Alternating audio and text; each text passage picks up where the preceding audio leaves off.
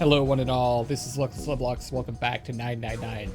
Seven and Clover had come to peer over Junpei's shoulders.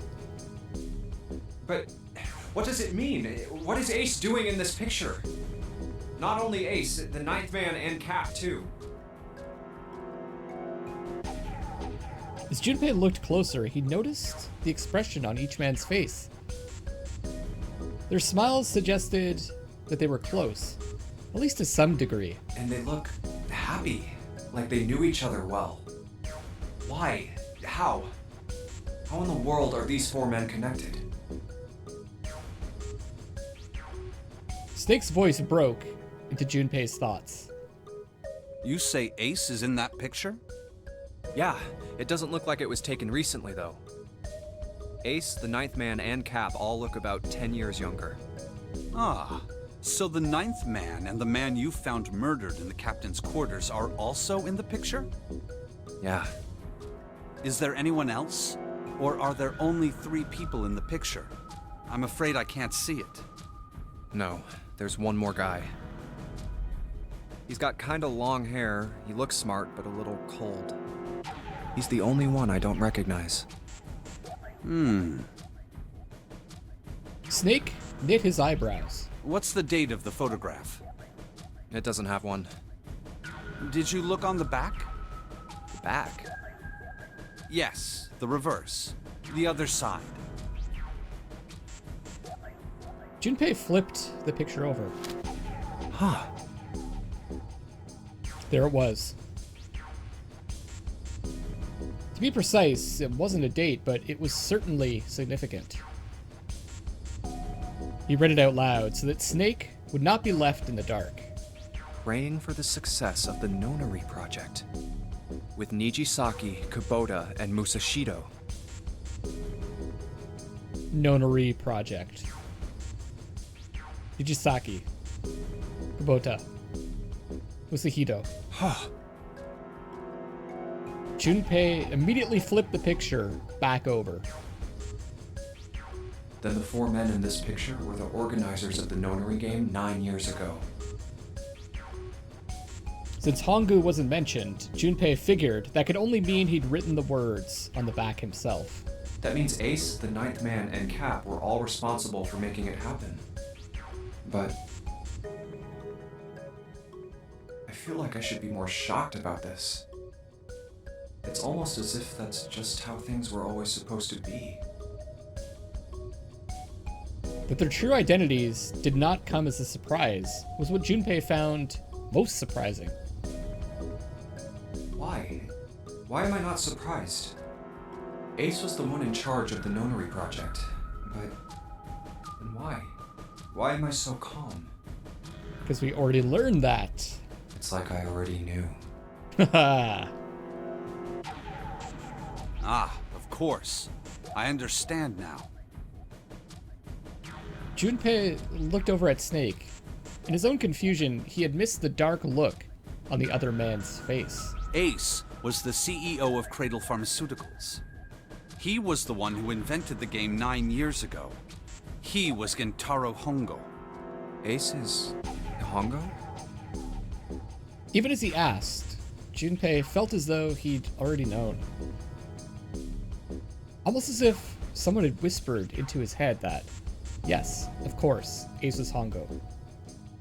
I had my suspicions from the beginning. Their voices were similar. Too similar to be a coincidence. I could never forget his voice. It was the voice of the devil. I couldn't be sure, though. After all, I had no way to check. I certainly couldn't ask him.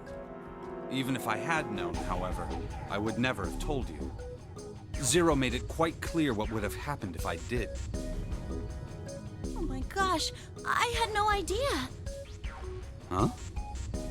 I didn't know that Ace was Hongo. Oh, yes. I suppose you wouldn't have. 9 years ago, you were in Building Q in Nevada. But Hongo was in the Gigantic with us. Okay, I wasn't sure if they had told us who went to which part of the experiment. So Snake was one of the receivers. Clover was a sender. I know. That's why I didn't know what Hongo looked like. But why? Why didn't you tell me? I mean, I'm your sister, right? You could have told me. I'm sorry. I apologize for keeping this from you. But if I'd told you, Clover, I would have told everyone else. And if you did, then I would have been forced to tell them about what happened 9 years ago. I had to prevent that. Clover and Snake's conversation wasn't of particular interest to Junpei. He still couldn't make sense out of his strange feelings of knowledge. He was trying to organize his thoughts when he heard Seven's voice.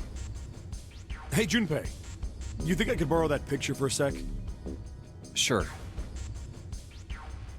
He had no reason to say no, so Junpei handed the picture over.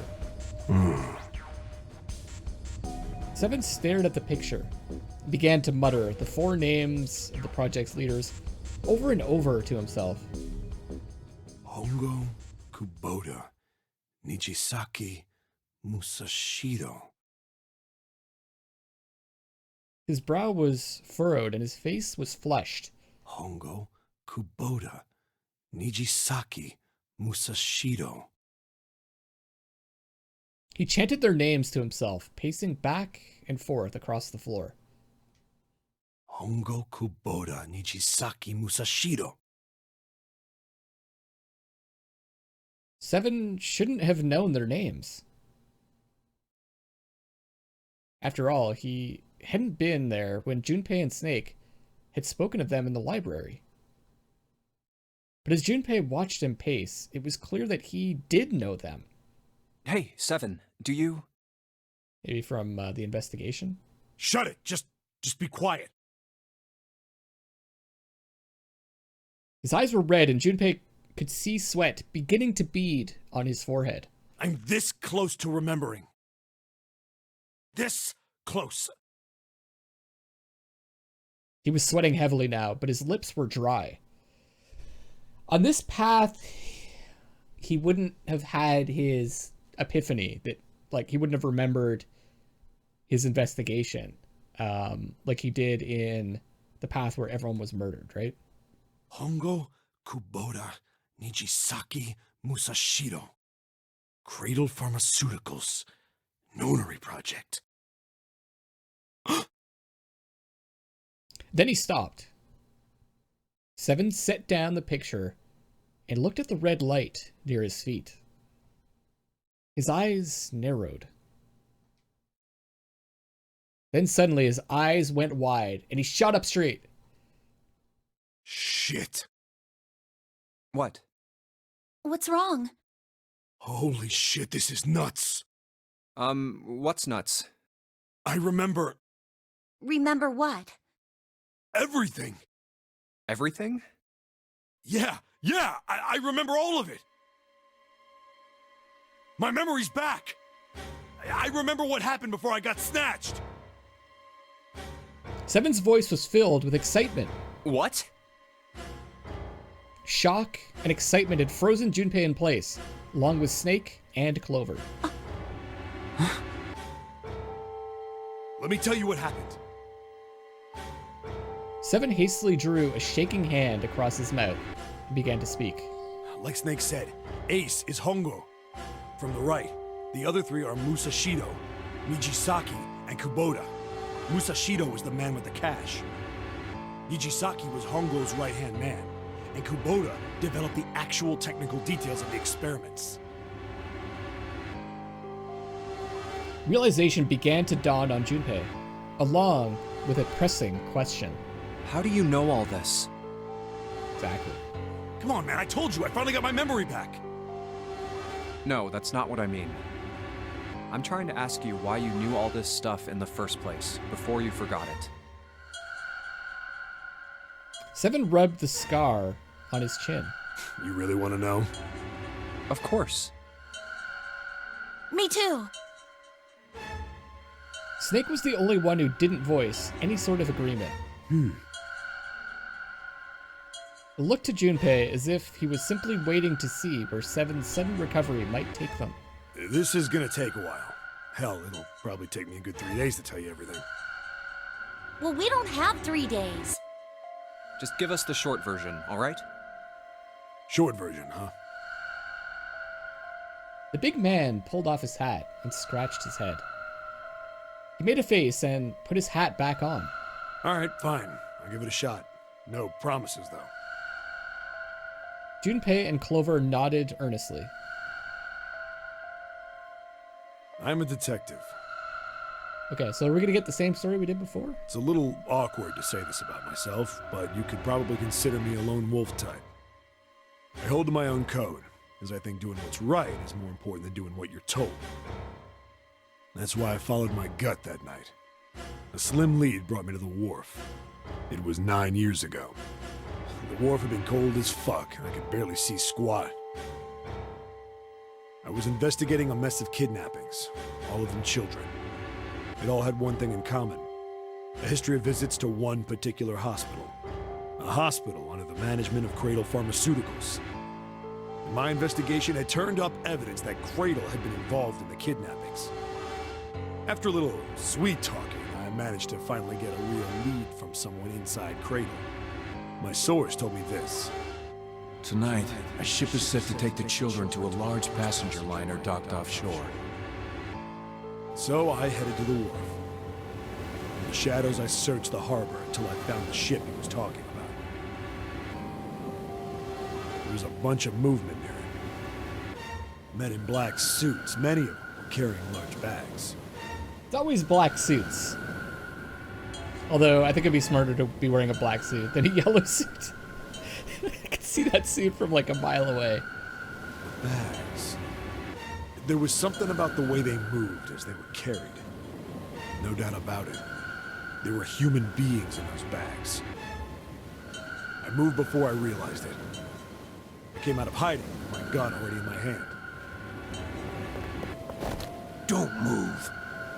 I felt metal touch the back of my head. Drop the gun. I could kill you right now. It'd be easy to get away with it, too. Just tie an anchor to your feet, and no one would find you for a week. That what you want? The fish here would love a meal. He kept digging the cold metal thing into my skull. There was nothing I could do. I did what he said and laid my gun on the ground. Then suddenly, there was a sharp pain in my neck. A needle. A drug? That was my last thought. My face hit cold concrete. I was out like a light after that.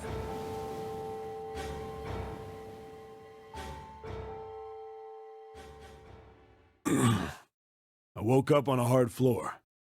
Damn it! Shit, my head hurts. I did a quick once-over of the room. Where am I? A small, shabby bed, a dirty sink. A toilet with no privacy. I'd seen it countless times as a cop. I'm in a cell, huh? Facing the toilet was a door set into the wall. I was still pretty woozy, but I made my way over to it. I pushed and pulled on it, but...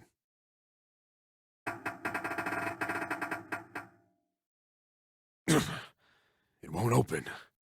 Not like I expected much else. Would be dumb enough to put me in a cell and leave it unlocked. Threw myself against the door a few times, but it wouldn't budge. I knew it. I gave up and made my way back to the bed, and sat down. It's interesting that we're getting this story again, because we would have... Oh, no, I guess not. Yeah, we would have not heard... It's possible for you to have not heard this and still gotten this ending, right? I believe. Huh. I sat there for a very, very long time. Who knows how long. Then, I heard a faint voice. The voice was far away. I couldn't understand what it was saying. But I could hear one. It was pretty high, probably a little kid. Huh? No, it was several. I hear 5, or 6, maybe more. Where? Where are they coming from? I pressed my ear to the wall and tried to listen through it. No, that's not it. Left. It's coming from under the bed? I hauled on the metal frame and flipped the thing over. And there it was. The bed had hidden an air vent under it. The hole in the wall was covered by a metal grate. I dropped flat on the floor and peered through the grate. I couldn't see shit, but I knew it in my gut. This was where those voices were coming from. Hold on. Why are there kids here? But then what my inside man told me popped into my head. Curious who the inside man is was. set to take the children to a large passenger liner docked offshore. Whoa, whoa, whoa. Am I on that ship? It didn't matter. All I knew was I had to get to those kids. I feel like sharing that information would be important. I checked out the metal grate. Could I fit? I stuck my fingers in and grabbed it. And then...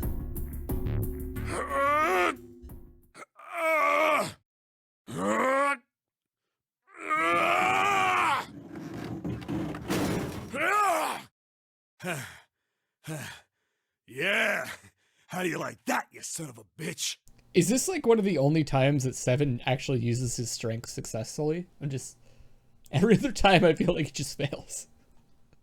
I finally got the damn thing off. He Sweat was younger. dripping down my face, so I wiped it off and crawled inside. The first bit or so was tight. I had a wriggle on my belly. It wind up eventually, and there was space for me to crawl along on my hands and knees. I went from crawling like a worm in dirt to skittering like a bug. Couldn't say it was much better, but I'd take what I could get.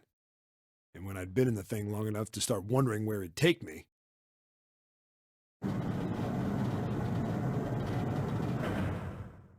a massive sound nearly scared the piss out of me. It was like a heavy metal door had just been slammed shut. Then there was a voice.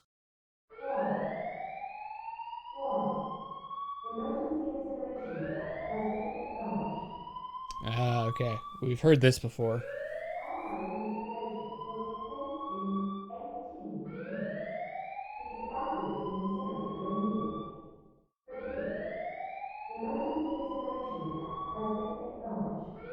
What? I wasn't sure what it meant, but anything with incinerator is bad news. Then, almost as if that was a cue, I heard a mess of young-sounding voices. A bunch of them were straight up screaming in terror, and all the sounds together made a howl that made the hair on my neck stand straight up. Damn it! What the hell is going on here? I scrambled through the duct as fast as I could. I made a giant racket, but I didn't care at that point. I soon found a metal door on the left side of the duct. The kids were screaming on the other side. I found it. I yanked the handle and threw the door open. I almost ripped the metal off its hinges. What the hell is this place? I couldn't believe what I saw. The room had a dome up top. There had to be about 9 walls, all the same size. 9 walls. And the ceiling was an upside-down funnel, almost like a chimney. I looked down. There they were, the kids I'd been searching for. Now, I can't remember if this was part of the last bit. This looks an awful lot like Lotus.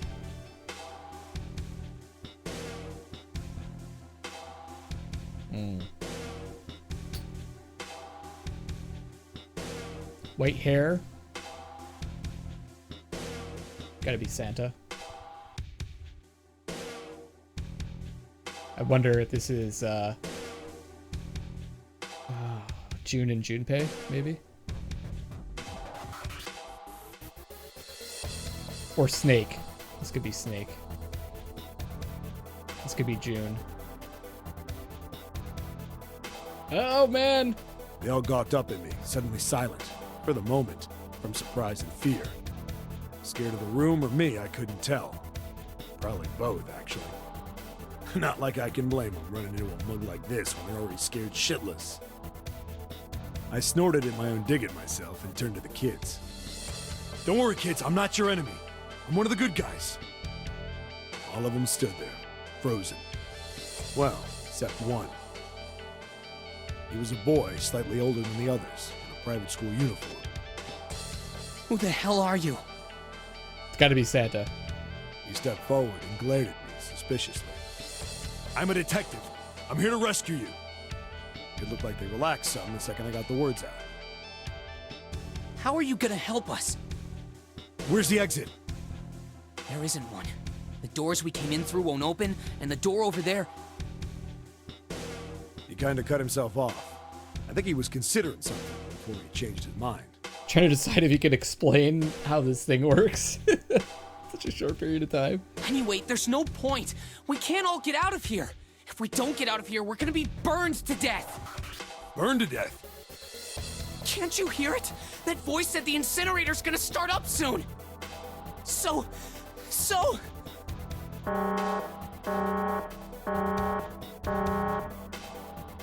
The voice spoke again. Incineration will begin in 15 minutes. They only had 15 minutes. Quick, let me explain to you what a digital root is. I looked back down at the kids. Looks like a good 20 or 30 feet to the floor. No way I could pull them up. Too big of a distance for any of us to reach. What the hell was I gonna do?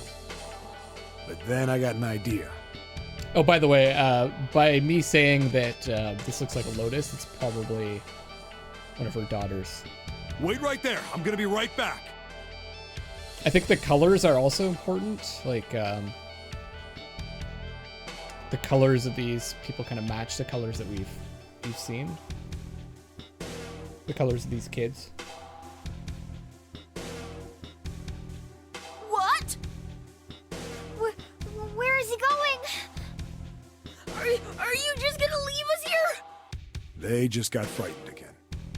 I'm not the best at that kind of thing, but I try to reassure them with a smile. Don't worry, all right? I'll be back, I promise. So just stay calm and wait right there. Got it? I didn't wait to hear them respond. There wasn't time. I had to hurry. Well, as fast as a guy could on his hands and knees. Didn't take me long to get back to my cell. Still no way out of there, but I had a plan. I needed something from the room. When I got it, I dove back into the hole and took off towards the incinerator. Maybe something to pull them up with? Then... Sorry to keep you waiting, guys. I tipped out the doorway and dropped down the rope I brought with me. Ah, nice. Back in the cell, I'd torn the bed sheets into strips and tied them together to make a rope. It was sloppy, but it got the job done. All right, just tie that around yourself, okay? I'll pull you up one at a time. Right. Huh. Wait a sec. Something was off. There were more of you before. Where'd the rest of you go? The boy in the uniform answered. I let them go on ahead. We opened the number 9 door and they left. What? You're telling me you opened that door? That's what I said. Then what the hell are you doing here? We couldn't go with them. Why not? Look, the only people who can go through the numbered door... Like, how are you gonna explain this? He was in the middle of explaining when...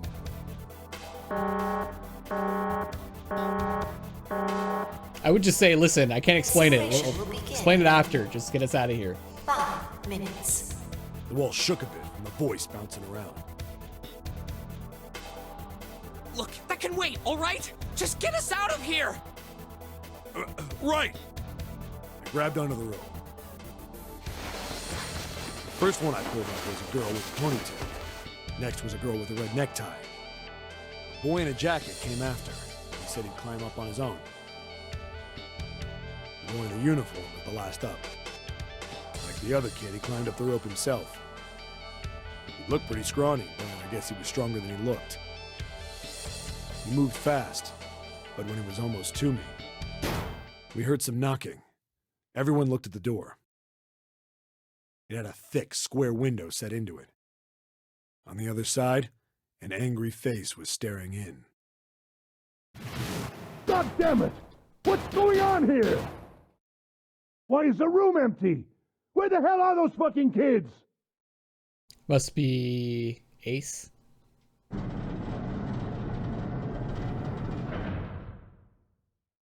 The door opened, and a man stepped in looking half mad with fury.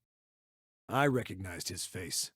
I saw him many times in photos during my investigation. The man's name was Gintaro Hongo, the CEO of Cradle Pharmaceuticals. Hongo saw the boy hanging from the rope. Yeah! It was like he was an animal. He lunged for the rope. Oh, we've seen that before. Hurry! I know! The boy in the uniform booked it up the rope. You son of a bitch! Get back here, you little shit! 15 feet. 10. The second I could reach the kid, I grabbed him. I hauled him up and tossed him into the duct behind me. No! Hongo had lost it. His face didn't even look human. It was like the bastard pulled off his fake face. He was really a terrifying devil or some kind of damn monster. I quickly reeled in the rope, leaving a furious Hongo yelling at me from the floor. You fucking bastard! You won't get away with this! How dare you compromise this experiment! Experiment? What experiment?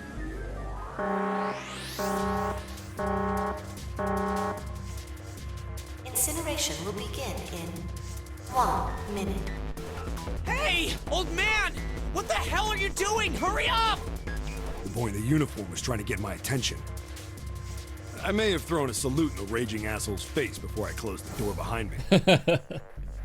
Of course, 7 did. No point to going back to the cell, so we went down the other direction instead. After about 30 feet, we came across another duct on the left. This one was heading down.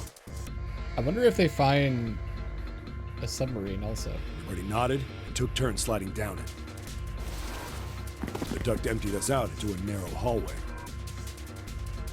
There was a door on either side. The one on the left was a normal double door. But the one on the right was familiar. It had black and yellow stripes, and a device next to it on the wall. The plate on it read, Incinerator. Incinerator? Yeah, that's where we were. Okay. That sounds a lot like June, I think. And, okay, this is the thing that's interesting about this, is this game didn't originally have voice acting, right? They did voice acting for, I guess, the re-release or for the PC release. So, you might not know that at this point. It was the girl with the red tie who answered me.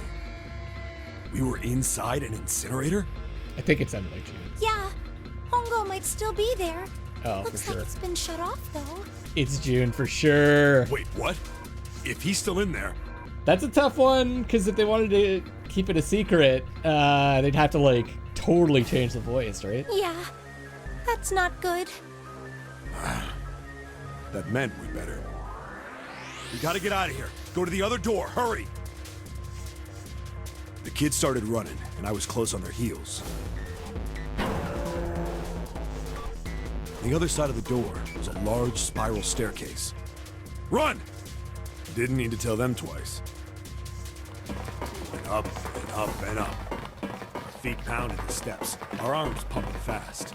Going round, and round, and round, like the devil was on our tail.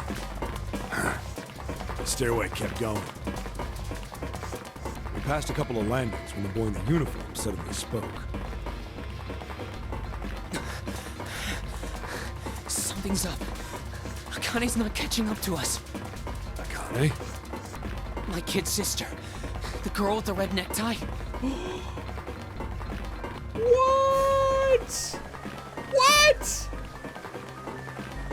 Wait, what? I didn't even think of that.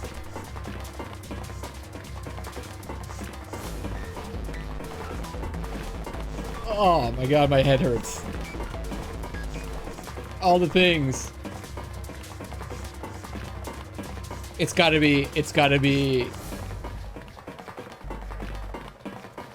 June and Santa then.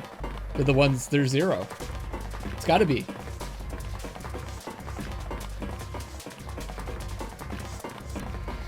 Okay, I'm just gonna continue. This is nuts. This is nuts. Cause they would have recognized each other otherwise, like, but also Kane dies. Oh God! Why are you doing this to me, game? Why?